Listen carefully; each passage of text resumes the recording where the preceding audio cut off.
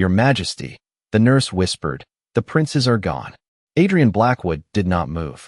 For one impossible second, the words floated between them like smoke, too shapeless to understand. He still held the bedtime story beneath one arm, the same faded book Lucas demanded every Monday, and Liam insisted was better when Adrian gave the dragon a ridiculous southern accent. The nursery fire crackled warmly. 2 cups of honeyed milk waited on the table. 2 small beds stood neatly made beneath the moonlit windows. Both were empty. The book slipped from Adrian's hand and struck the floor with a soft thud. Too soft.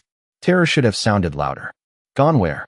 His voice came out calm, the way a king's voice was supposed to sound when the world tilted beneath his feet. The nurse's fingers twisted in her apron. "We thought they were sleeping. Lord Hale's attendant told us not to disturb them until nightfall." Adrian crossed the room in 3 long steps and pulled back Lucas's blanket. Cold sheets. Liam's bed was the same. Their boots were missing. So were their winter cloaks, the carved wooden wolves they carried everywhere, and the little practice sword Lucas treated like a sacred royal weapon. Adrian's heartbeat became a hard, relentless drum. On the windowsill, barely visible beneath the silver wash of moonlight, sat a muddy handprint no larger than his palm. He leaned closer and breathed in. Pine soap. Warm milk. The bright, unfinished scent of young alphas. His sons. Beneath it lingered something softer, faint enough to be a memory. Cedar leaves after rain. Elliot. Adrian closed his eyes, and the morning returned with cruel precision. Elliot Hayes standing alone before the throne, his travel bag at his feet, his Omega insignia removed from his coat. He had waited for Adrian to stop the sentence. Adrian had waited for the right moment to challenge the council. The right evidence. The right strategy. Later, he had promised himself. He would protect Elliot later. Elliot's final words had followed him all day. "You always planned to protect me later." Adrian opened his eyes. A folded piece of paper peeked from beneath Lucas's pillow. His hands, steady through war, councils and border disputes, trembled as he unfolded it. The letters leaned unevenly across the page. "We went with Elliot. He should not have to leave home alone." Liam drew 3 crooked figures underneath, 2 small ones holding the hands of a taller man with brown hair. Adrian was not included. Something inside him cracked without making a sound. "When did anyone last see them?" he asked. "Before lunch, Your Majesty." Before lunch. Nearly 7 hours ago. 7 hours for 2 children to cross frozen roads beyond the walls. 7 hours for Elliot, already exiled, to unknowingly become the kingdom's most hunted man. Adrian turned toward the captain at the door. "Close every gate. Ready my horse." The captain hesitated, his face pale. "There is something else, sir.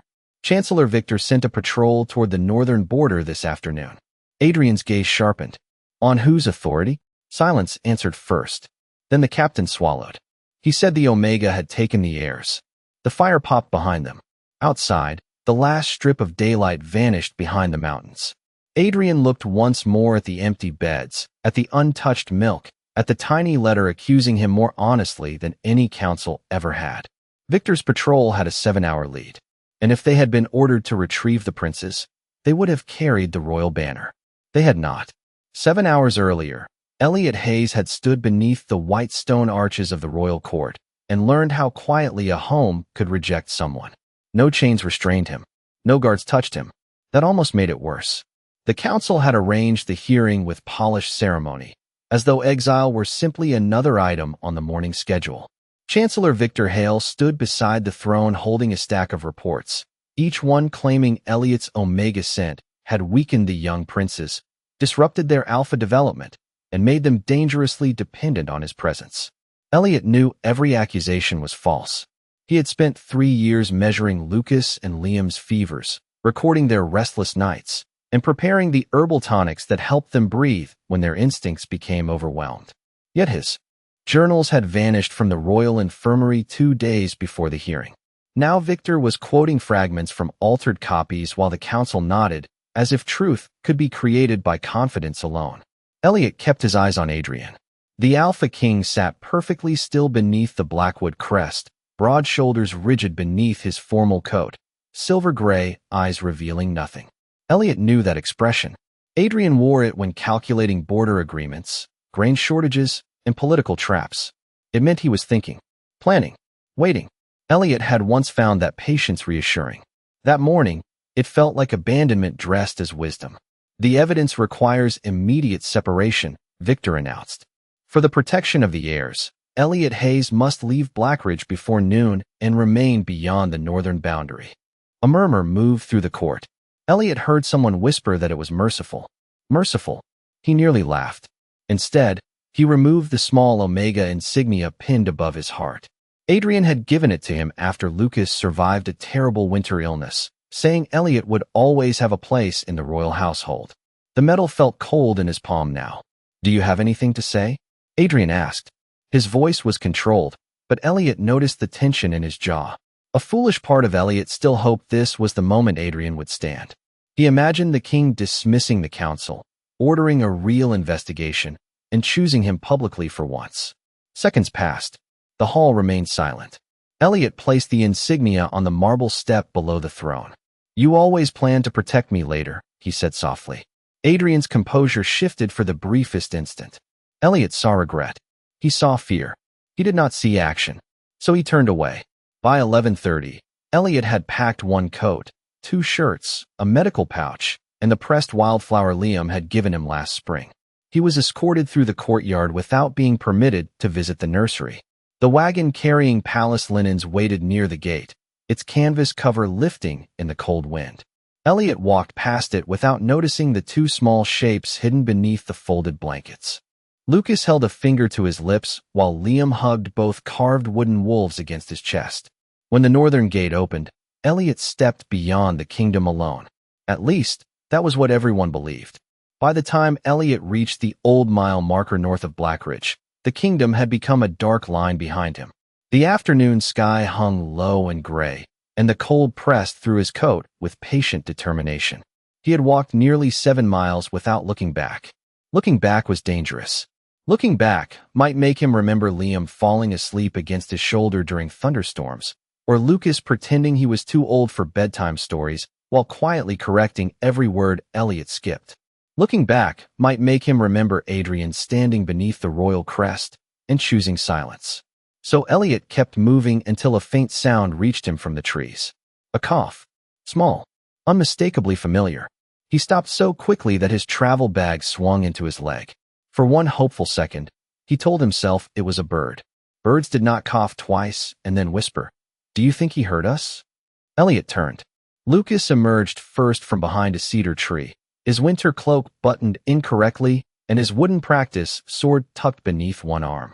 Liam followed, carrying both carved wolves and wearing one boot that was clearly on the wrong foot. Mud covered their hems. Their cheeks were pink from the cold. Elliot stared at them, unable to decide whether to laugh, cry, or personally carry them back to the palace by their coat collars. "What are you doing here?" His voice came out sharper than he intended. Liam's lower lip trembled. Lucas stepped in front of his brother with all the dignity a 7-year-old alpha could summon. "We followed you. I can see that." "What?" Lucas blinked as if the answer were obvious. "Because you were leaving." Elliot looked toward the distant border stones. Returning now would mean violating the order before the ink had even dried. Continuing meant taking the heirs farther from home. Apparently, exile came with 2 princes, 1 wooden sword, and absolutely no useful instructions. He knelt in front of them. "You cannot come with me. Your father will be terrified." Lucas looked down. "Father let them send you away." The words landed softly and still managed to hurt. Liam reached for Elliot's sleeve. His small fingers felt too warm. Elliot's fear changed shape. He placed the back of his hand against the child's forehead. "Fever." Liam swayed toward him, and Elliot caught him at once. A faint, unsettled alpha scent fluttered around the boy, too sharp and uneven for a normal illness. "When did this start?" Elliot asked. "After lunch," Lucas said. His bracelet medicine did not help. Elliot opened the silver medicine band around Liam's wrist. The chamber inside should have contained pale green calming powder. Instead, a fine metallic dust clung to the hinge. Elliot touched none of it. His training warned him before his mind formed the word. Silverroot. Restricted. Dangerous to developing alpha instincts. His heartbeat stumbled. Someone had replaced Liam's medicine before the hearing. Someone had wanted the prince to become sick after Elliot was gone. Then, far behind them, A horn sounded from the direction of the northern road. Lucas looked up hopefully. Elliot did not. The pattern was wrong for a royal escort. He closed the bracelet, lifted Liam into his arms, and turned toward the deeper forest. "We need shelter," he said. Now, the abandoned watchtower stood less than 2 miles into the forest, though reaching it felt like crossing the entire kingdom. Elliot carried Liam against his chest while Lucas hurried beside him, trying very hard not to admit that his legs were tired. Snow began to fall in thin white threads, catching in Elliot's hair and melting against Liam's burning forehead. The tower appeared between the pines like a forgotten tooth, narrow, crooked, and missing half its roof. It was not safe. It was not warm. It was, unfortunately, the best option they had. Elliot pushed open the warped wooden door and guided Lucas inside. The room smelled of dust, wet stone, and old smoke. A rusted lantern hung from one wall. A cracked bench rested beneath the only window. Lucas immediately set down his wooden sword and began gathering pieces of dry timber from a collapsed shelf. "I know how to make a fire," he announced. Elliot glanced at the child, then at the damp wood in his arms. "Of course you do. Father taught me." "Your father also taught you not to leave the castle without permission." Lucas frowned. That lesson was less useful. Despite everything, Elliot almost smiled. He laid Liam on his coat near the cold fireplace and checked the boy's pulse. Too fast. His scent had become sharper, flickering through the room like a frightened animal searching for somewhere to hide. The silverroot was interfering with Liam's first alpha shift. Without treatment, the fever could last through the night. Elliot opened his medical pouch. Most of the herbs he needed were back in the royal infirmary, probably being cataloged by someone who had never comforted a terrified child at 3 in the morning. He had willow bark, calming mint, and enough clean cloth for a compress. It would help, but not enough. There was one thing his body could still provide: his scent. Using it would calm Liam's instincts and guide them back into balance. It would also leave a trail that any trained alpha could follow for miles. Elliot looked toward the door. The distant horn sounded again, closer this time. "Lucas, I need you to stay near the window and tell me if you see anyone." Lucas nodded and climbed onto the bench. Elliot sat beside Liam, placed one hand over the child's heart, and let his scent unfold. Cedar leaves after rain filled the tower, gentle and steady. Liam's breathing slowly eased. His small hand found Elliot's sleeve and held on. "Ellie," he murmured. "I am here," Elliot whispered. "You are safe." For a few precious minutes, the world became quiet. Then Lucas stiffened at the window. "Riders," he said. Elliot kept his hand on Liam. "Royal guards." Lucas pressed closer to the glass. Moonlight flashed across dark coats moving between the trees. No royal banner. No Blackwood crest. Only a silver hawk stitched over each rider's shoulder. Victor Hale's personal insignia. Lucas climbed down, his face suddenly pale. "They are not looking toward the road," he whispered. "They are following us." Outside, the riders separated and began circling the tower. Outside the watchtower, the riders moved in slow circles, their horses pressing dark paths through the fresh snow. Elliot kept one hand over Liam's heart and raised a finger to his lips when Lucas looked toward him. No one spoke. No one needed to. The silver hawk on those coats had already said enough. Miles to the south, Adrian Blackwood tore through Elliot's abandoned room with the desperation of a man searching for proof that he had not failed too completely. The chamber was painfully neat. A narrow bed, a cold fireplace, 3 medical books stacked beside a chipped blue mug. Elliot had taken almost nothing. That fact wounded Adrian more than disorder would have. A man planning to return packed differently. On the desk, Adrian found a locked wooden case. The key had been hidden beneath the pressed wildflowers Liam collected every spring, because Elliot apparently trusted small children more than royal councils. Adrian opened the case and found dozens of pages written in Elliot's precise hand. Lucas, restless sleep after evening tonic. Liam, elevated temperature following silver bracelet dose. Both children improving when medication is withheld. Possible contamination. Request immediate laboratory review. Each report carried the same red mark across the bottom. Rejected by order of Chancellor Victor Hale. Adrian read the line again. Then again. The room seemed to narrow around him. Elliot had known something was wrong.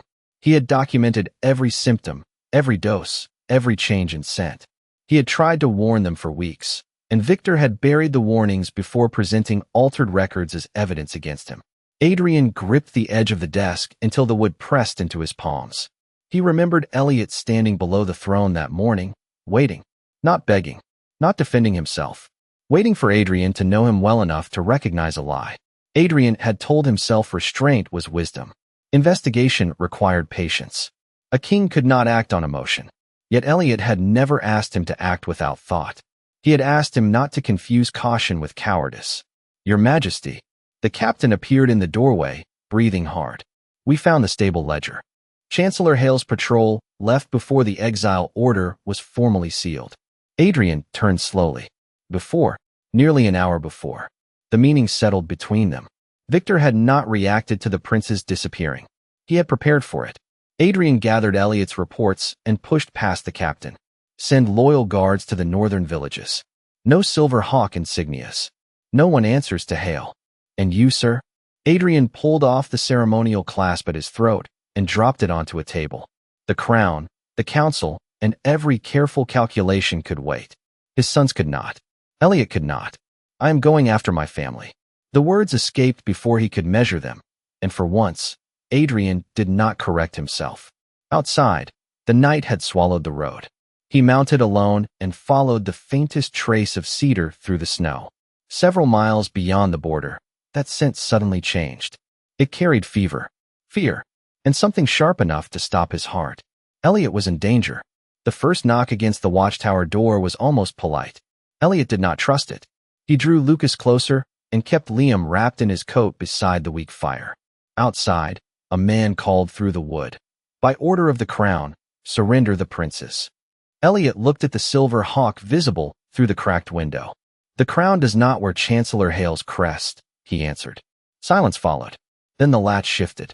Lucas raised his wooden sword with both hands, his face pale but determined. Elliot gently lowered it. "Your job is to stay with Liam. My job is to protect you," Lucas whispered. Before Elliot could answer, a distant horse thundered through the trees. The riders outside turned. A second voice cut across the clearing, deep, controlled, and unmistakable. "Step away from the tower." "Adrian." Elliot's heart reacted before his mind could stop it. Relief came first. Anger followed so closely that the two feelings became impossible to separate. The door opened, and Adrian stepped inside with snow on his shoulders and fear stripped plainly across his face. His gaze found Liam near the fire, then Lucas, then Elliot. For one breath, no one moved. Adrian crossed the room. "Give me my sons." The words carried the old authority of the throne. Elliot stood and placed himself between Adrian and the children. "They are sick, frightened, and being hunted by men wearing Victor Hale's insignia. You do not get to walk in here and issue another command." Adrian stopped. His expression tightened, but he did not advance. "Elliot, I came to take them home." "Home?" Lucas stepped around Elliot before anyone could stop him. His wooden sword trembled in his hands. "You sent Elliot away from home." Adrian looked at his son. Lucas, move aside. No, the word was small. It still filled the tower. Lucas planted himself in front of Elliot, chin lifted even as his eyes shone. "He did not take us. We followed him." Liam stirred near the fire. "We chose him," he murmured weakly. Adrian's face changed. The Alpha King who could silence an entire council with one look suddenly seemed unable to speak.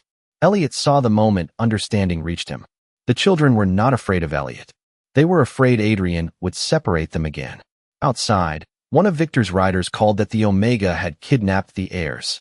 Adrian turned toward the doorway. "Leave." The command was quiet. Final. The riders hesitated until the royal captain and several loyal guards appeared among the trees behind Adrian. No Silver Hawks, only the Blackwood crest.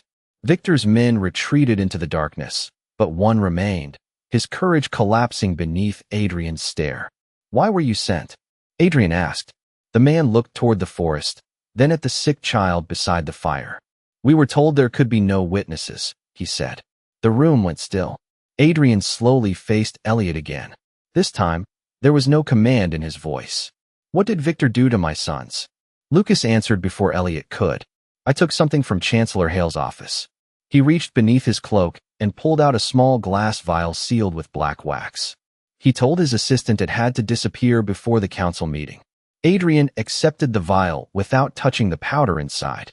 Under the firelight, the silver dust shimmered with a cold, unnatural brightness. Elliot recognized it immediately. Silverroot, he said. It interferes with developing alpha instincts. Small doses cause fever, confusion, and scent instability. Repeated exposure can prevent a first shift entirely.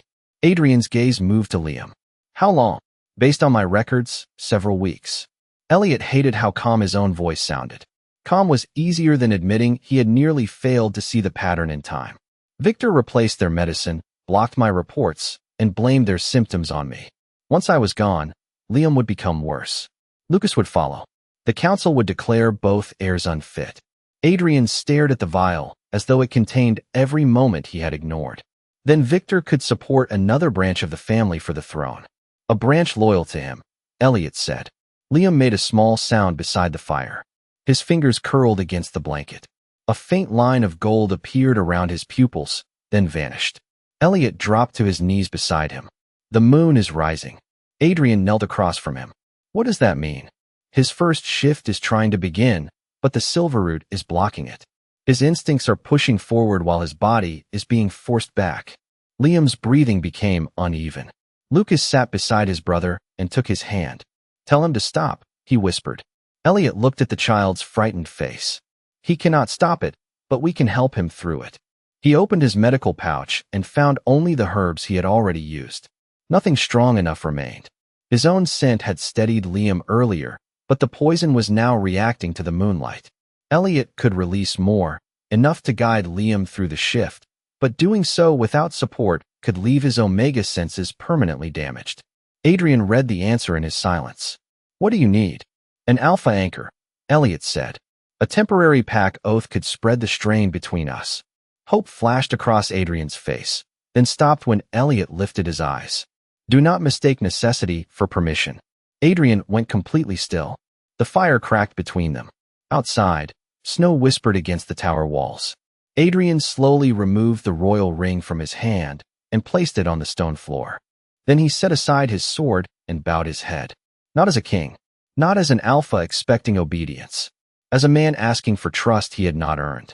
Tell me exactly what you need, he said. Elliot felt Liam's pulse flutter beneath his fingers. You would have to let me lead the oath. You would follow every boundary I set. The bond would end when Liam is stable. Yes. And afterward, you would owe me nothing. I would owe you nothing. Adrian looked at him, regret and resolve sharing the same gray eyes. Agreed. Liam's breath caught. Elliot extended one hand across the firelight. Adrian did not take it. He waited. Only when Elliot gave a small nod did Adrian place his palm against his. The first thread of the oath began to form, warm and bright between them. Then Liam suddenly went silent. Liam's silence shattered every thought in the room. Elliot leaned over him at once, one hand at the child's chest, and the other still joined with Adrian's. Stay with me, Liam. No response. Lucas made a frightened sound and pressed closer to his brother, but Adrian reached across the fire and gently drew him back. Give Elliot room. His voice was low now, stripped of command and filled with trust. Elliot closed his eyes and guided the oath forward. Warmth moved through his palm where Adrian held him, steady and powerful, but carefully restrained. The alpha did not push. He did not take control. He followed. For the first time, Adrian Blackwood placed his strength in Elliot's hands and waited to be told how to use it. Breathe with me, Elliot said. Adrian matched him. Slowly in, slowly out. Their scents began to blend through the tower, cedar after rain meeting the crisp darkness of pine and winter stone. Elliot directed the shared bond toward Liam, wrapping the child in calm rather than force. The golden light around Liam's closed eyes flickered again. Once, twice. Then his small fingers tightened around the blanket. That is it, Elliot whispered. You are not fighting yourself. You are becoming yourself. Through the oath, Adrian felt more than Liam's fear. He felt Elliot. Years of sleepless nights beside feverish children. Quiet meals eaten alone after the royal family had gone to bed. Every moment Elliot had stood near Adrian and hoped to be seen as more than a healer, more than an Omega, more than someone useful in private and disposable in public. The grief came without accusation. That made it worse. Adrian's breath caught. Elliot opened his eyes and immediately understood. Stay focused. I am sorry, Adrian said, his voice breaking on the words. Later, Elliot replied. Protect him now. Adrian bowed his head. Tell me how. Elliot strengthened the oath. The strain rushed through both of them, sharp and exhausting, but no longer unbearable. Liam's sense steadied. His breathing returned in small, uneven pulls before settling into a gentle rhythm. The unnatural silver edge faded from the room. Lucas stared at his brother's face, hardly daring to move. Then Liam opened his eyes. Why is everyone looking at me? He mumbled. Lucas laughed and cried at the same time, throwing his arms around him with enough care to make the gesture almost formal. Adrian released a breath that sounded as though he had been holding it for years. Elliot began closing the temporary bond exactly as promised. Adrian felt the connection thinning and did not resist, even though every instinct urged him to hold on. Permission had been given for one purpose. Nothing more. When the final thread dissolved, Elliot swayed. Adrian reached toward him, then stopped before making contact. May I? Elliot looked at the hand waiting between them. Even now, Adrian was asking. A tired, almost disbelieving softness crossed Elliot's face. He gave the smallest nod. Adrian caught him before he fell, holding him carefully as the firelight dimmed. Elliot, Lucas whispered. Elliot tried to answer, but the room was already slipping away. The last thing he heard was Adrian calling his name, not like a king issuing an order, but like a man terrified of losing the person he had finally learned to ask for. Elliot woke 3 days later to the scent of cedar tea, clean linen, and 2 small alpha cubs attempting to whisper beside his bed. You are whispering louder than most people speak, he murmured without opening his eyes. Silence. Then Liam gasped. Lucas dropped something. Wooden onto the carpet, and both boys climbed carefully onto the edge of the mattress. Elliot opened his eyes to find them healthy, bright, and trying not to crush him with relief. Beyond them, Adrian stood near the window holding a cup that had long since stopped steaming. He looked exhausted. No crown, no formal coat, just a dark sweater, tired gray eyes, and 3 days of worry written plainly across his face. How long? Elliot asked. Long enough for Lucas to reorganize the physicians and Liam to accuse the kitchen staff of making dishonest pudding, Adrian replied. It was dishonest, Liam insisted. It had raisins. Elliot laughed, and the sound seemed to loosen something in the entire room. Adrian approached, but stopped several feet from the bed. May I come closer? Elliot studied him for a moment, then nodded. Adrian sat in the chair beside him without reaching for his hand. He explained everything quietly. Victor Hale had been removed from office after the recovered reports, the Silverroot vial, and the patrol's testimony were presented before the council. Every medicine in the Royal Infirmary was being inspected. The laws that allowed an Omega to be exiled without an independent hearing had been suspended. Victor created the lie, Adrian said, but I gave it power. I will not hide that behind his crimes. Elliot looked toward the winter sunlight spilling across the floor. An apology does not return what happened. I know. Adrian's answer came without defense. That is why I am not asking you to forgive me. He placed 3 sealed envelopes on the table. The first granted Elliot a home and financial independence anywhere beyond Blackridge. The second appointed him royal healer with authority separate from the council. The third was not a title at all. It was a letter written in Adrian's own hand, offering Elliot a place beside Lucas and Liam while Adrian earned the right to know him again. No bond, Adrian said. No obligation. No use of the children to keep you here. You may choose any path, including one that takes you away from me. Liam immediately looked offended, but Lucas covered his brother's mouth before he could object. Elliot read the 3 letters twice. Then he chose the second and placed the third beneath it. I will stay as royal healer, he said. Adrian nodded, disappointment briefly crossing his face before he carefully hid it. Elliot continued, and you may court me from the beginning. Adrian forgot how to breathe. Behind the curtain, 2 small figures exchanged an enthusiastic hand slap. Weeks later, Elliot stood inside the nursery at sunset as Adrian waited outside, holding 2 cups of tea. He knocked softly. May I come in? Elliot let him wait just long enough to understand that the answer belonged to him. Then he smiled.